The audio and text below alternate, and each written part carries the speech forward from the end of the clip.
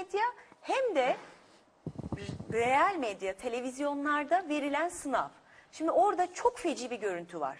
Twitter ve Facebook'ta evet yardım kampanyaları, iyi niyetli çağrılar Onlar yapıldı da var. ama onun yanında kafatasçı, ırkçı, işte Kürt oldukları için bunlara müstehak anlamına gelen korkunç örgütlenmeler de oldu ve bunlar böyle alenen ismiyle cismiyle de yapıldı. Yani Türkiye'de tekrar ortaya çıktı ki bunun üzerinde hakikaten durmamız lazım. Nefret söylemi ve ırkçılık önünde hukuksal olarak bir devreye girme mekanizması yok. Şikayet üzerine işte işlem başlatılıyor vesaire. Ama bir topyekün bir duyarlılık olması lazım ve işte nefret söyleminin hukuk sistemimize kazandırılması lazım. İkincisi burada deşifre etmek istediğim zaten bugün de yazıldı çizildi. 2 tane isim var.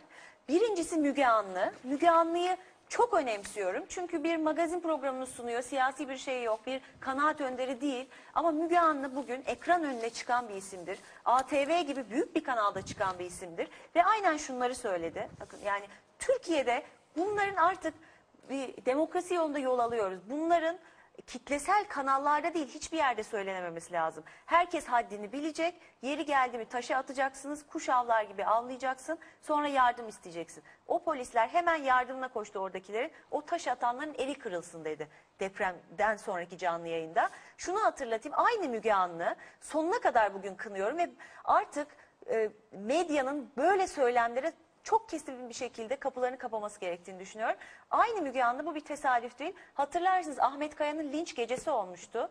99 yılıydı yanlış hatırlamıyorsam. Ve o gecede Ahmet Kaya Kürtçe söylemeye başlar başlamaz ilk çığlıkları atan işte sus vatan haini diyen kovun şunu kovun şu şerefsizi diye bağıran 2 isimden biriydi. Ya bu bir tesadüf olamaz. İkinci çok sert eleştiri yapmak istediğimde bir Habertürk spikeri. Habertürk spikeri Duygu Canbaş.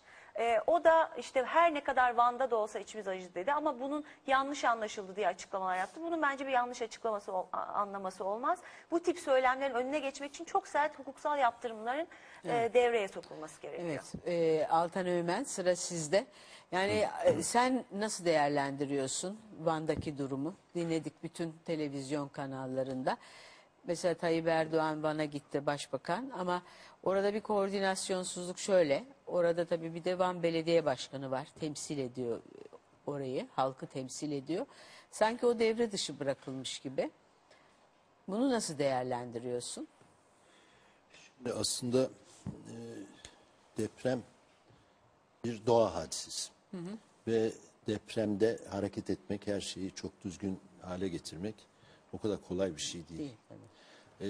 Çok sınırlı